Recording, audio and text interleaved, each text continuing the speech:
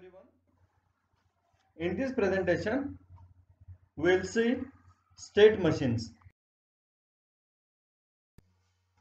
This presentation includes state machines, processes and threads, time and space, and state chart diagram. Using an interaction diagram, you can model the behavior of a society of objects that work together. Using a state machine, you can model the behavior of an individual object. A state machine is a behavior that specifies the sequences of states an object goes through during its lifetime in response to the events, together with its responses to those events. State machines are used to model the dynamic aspects of a system. This involves specifying the lifetime of the instances of a class, a use case, or an entire system. State machine can be visualized in two ways. Number one, by emphasizing the flow of control from activity to activity, that is, using activity diagrams. Or number two, by emphasizing the potential states of the objects and the transitions among those states, that is, using a state chart diagram. A transition is a relationship between two states indicating that an object in the first state will perform certain actions and enter the second state when a specified event occurs and specified conditions are satisfied. An activity is ongoing non-atomic execution within a state machine. An action is an executable atomic computation that results in a change in state of the model or the return of a value. Graphically, a state is rendered as a rectangle with rounded corners and a transition is rendered as a solid directed line. As shown in this figure, there are two states. One is the ideal and another one is the running. Similarly, there are some transitions named as or labeled as key press, finished, and shutdown.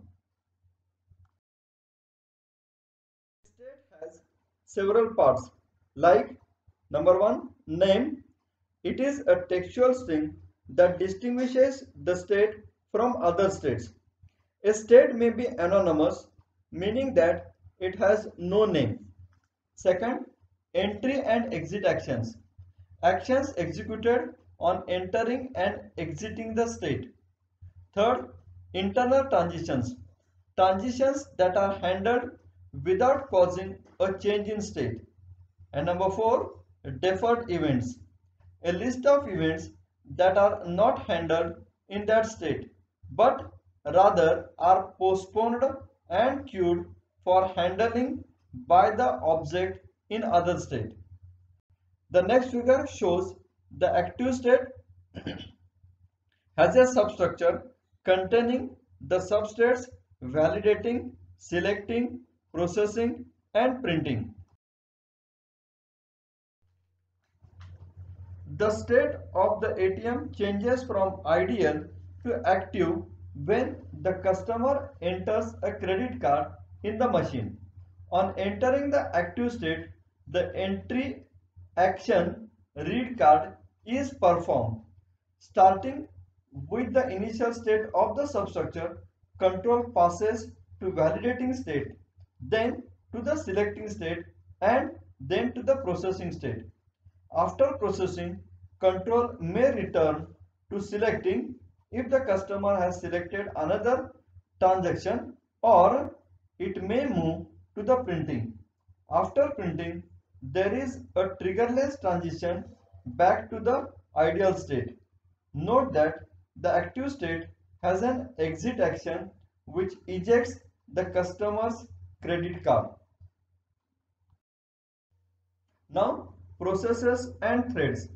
In UML, each independent flow of control can be modeled as an active object that represents a process or thread that can initiate control activity. A process is a heavyweight flow that can execute concurrently with other processes. A thread is a lightweight flow that can execute concurrently with other threads within the same process. Active classes receive signals which you typically enumerate in an extra compartment as shown in this figure. Here in the extra compartment, the signals are blackboard is solved and has a hint. Graphically, an active class is rendered as a rectangle with thick lines. Processes and threads are rendered as stereotyped active classes. You can use active classes to model common families of processes or threads. Now we'll see some differences between processes and thread. A process is a heavyweight, which means that it is a thing known to the operating system itself and runs in an independent address space. A thread is a lightweight. It may be known to the operating system itself. More often, it is hidden inside a heavier weight process and runs inside the address space of the enclosing process. For example, in Java, a thread is a child of the class thread. Now we'll see time and space. Modeling time and space is an essential element of any real-time distributed system. The UML features like timing marks, time expressions, constraints, and tagged values can be used to visualize, specify, construct, and document these systems.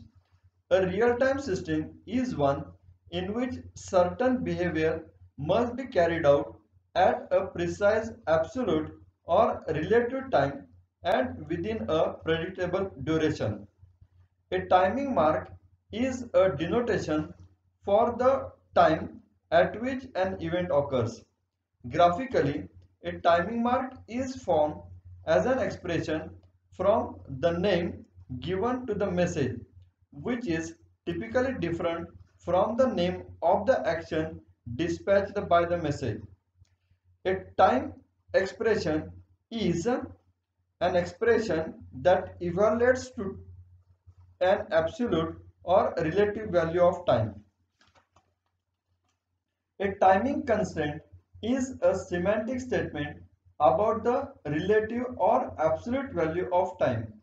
Graphically, it is rendered as a string enclosed by brackets and generally connected to an element by a dependency relationship.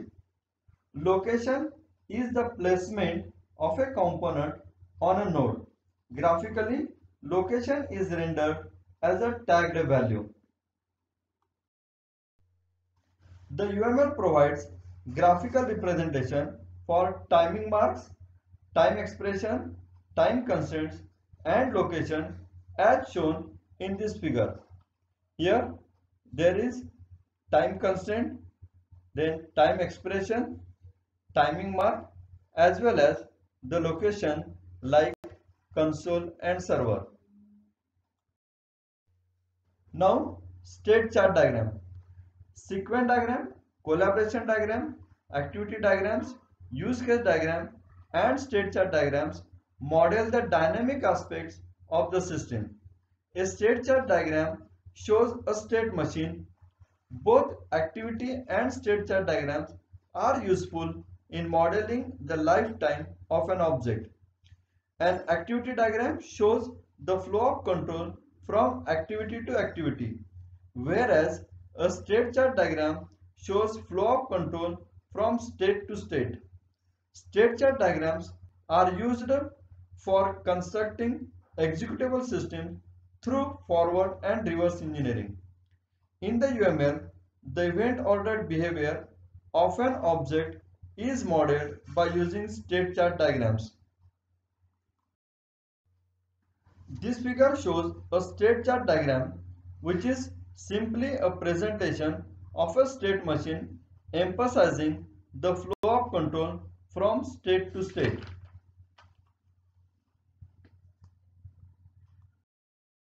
A state machine is a behavior that specifies the sequences of states an object goes through during its lifetime in response to the events.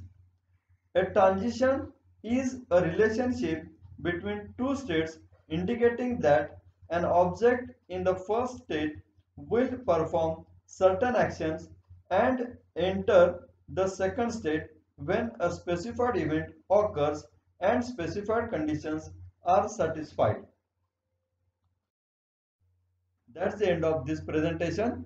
Thank you.